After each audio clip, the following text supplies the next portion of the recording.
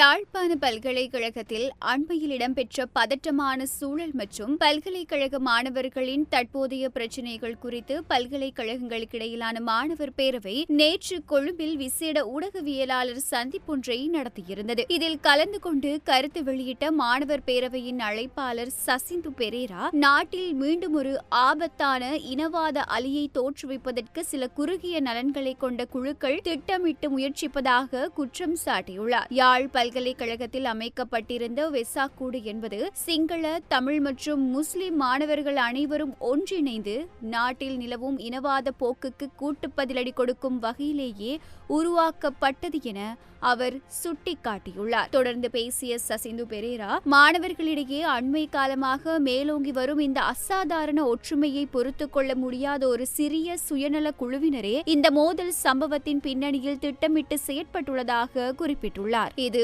ஒட்டுமொத்த சிங்கள அல்லது தமிழ் மாணவர்களின் எண்ண பிரதிபலிப்பு அல்ல என்றும், வெளியிலிருந்து இயக்கப்படும் குறுகிய அரசியல் சூழ்ச்சியே இது என்றும் அவர் அம்பலப்படுத்தியுள்ளார். எனவே இனங்களை பிரித்து வைத்து அரசியல் லாபம் தேட நினைக்கும் இனவாத குழுக்களின் தூண்டுதல்களுக்கு பல்கலைக்கழக மாணவர்களோ அல்லது பொதுமக்களோ பலியாக கூடாது என்றும், அனைவரும் நிதானமாக சிந்தித்து அமைதியை கடைபிடிக்குமாறும் அவர் கேட்டுக் கொண்டுள்ளார். இதேவேளை பல்கலைக்கழக மாணவர்களின் நீண்டகால கோரிக்கைகளுக்கு அரசு சாதகமான பதிலளித்துள்ளதாகவும் சசிந்து பெரேரா இந்த ஊடக சந்திப்பில் மகிழ்ச்சியான செய்தியொன்றையும் வெளியிட்டார். குறிப்பாக பல்கலைக்கழக மாற்றுத்திறனாளி மாணவர்கள் தங்களது அன்றாட பணிகளை தடையின்றி மேற்கொள்வதற்கு மேலதிக நிதி தேவைப்படுவதை கருத்தில் கொண்டு அவர்களுக்கு வழங்கப்பட்டு வரும் மகாபல புலமை பரிசிலுக்கு மேலதிகமாக 5000 ரூபாவை வழங்குவதற்கு அரசு தற்பொழுது நடவடிக்கை எடுத்துள்ளது. மாணவர் அமைப்புகள் கொடுத்த தொடர் அழுத்தத்திற்கு கிடைத்த சாதகமான பதில் என்பதால் இந்த நடவடிக்கையை தாம் வரவேற்பதாகவும் அவர் குறிப்பிட்டுள்ளார். அது மட்டுமன்றி நீண்ட காலமாக பல்கலைக்கழகங்களில் நிலவி வரும் விடுதி பற்றாக்குறை விவகாரத்திலும் தற்போது சாதகமான முடிவுகள் எட்டப்பட்டு வருவதாக பேரவை தெரிவித்துள்ளது. இனவாத சூழ்ச்சிகளை முறியடித்து மாணவர்கள் காட்டிய ஒற்றுமையும் தங்களது உரிமைகளுக்காக போராடி பெற்ற வெற்றிகளும் தற்போதைய சூழலில் மிக முக்கியமான ஒன்றாக பார்க்கப்படுகிறது.